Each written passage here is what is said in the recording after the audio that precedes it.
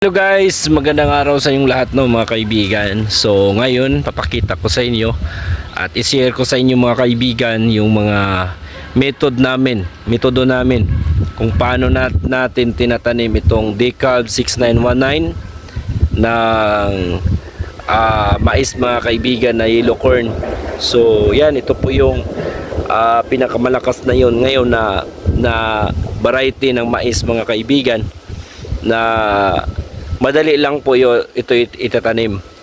At isi-share ko sa inyo itong mga pamamaraan namin mga kaibigan. Tayo po ay hindi po expert sa pagtatanim at base po sa mga experience at nakuha natin ng mga tips mga kaibigan mula sa Department of Agriculture.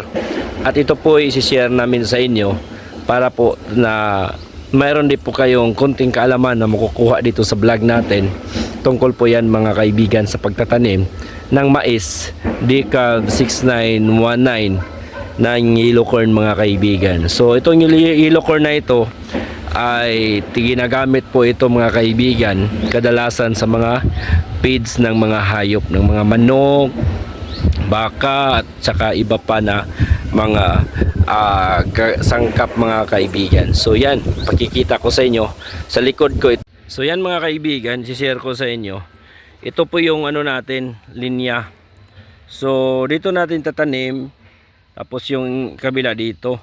So yung espasyo niya mga kaibigan, mahigit isang roller lang or dalawang dangkaw. Isa, kita nyo, isa, dalawa. So dalawang dangkaw lang po yung espasyo niya mga kaibigan. Bawat row, bawat tinatawag nito sa amin na tudling or row. So mangyari dito mga kaibigan, yung spacing din ng tanim ganito lang din. Yan, isang dangkaw din. So seed dyan at saka seed din dito. Pero isa lang bawat hills.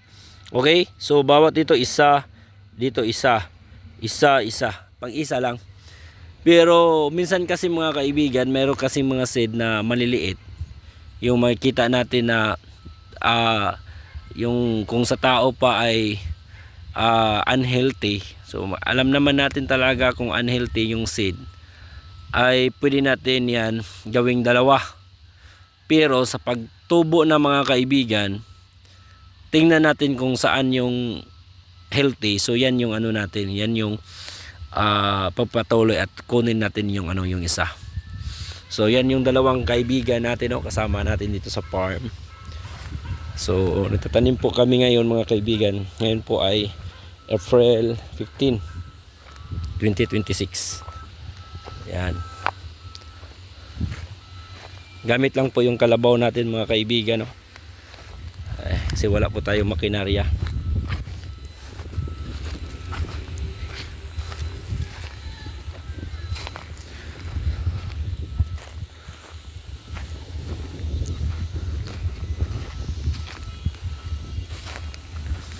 Yan.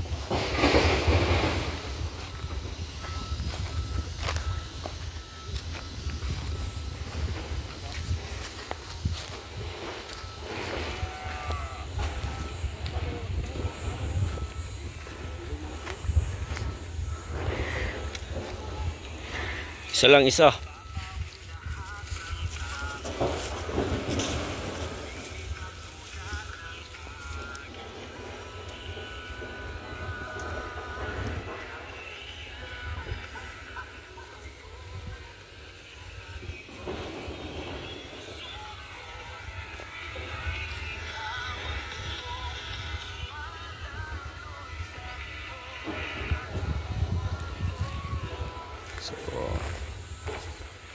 Okay mga kaibigan, so nakita nyo na isa lang bawat hills, bawat tanim isa lang para maganda yung yung tubo ng tanim natin. So maraming salamat mga kaibigan. Don't forget to subscribe our sa channel. This is Kuya Dudes. Shalom po sa inyong lahat.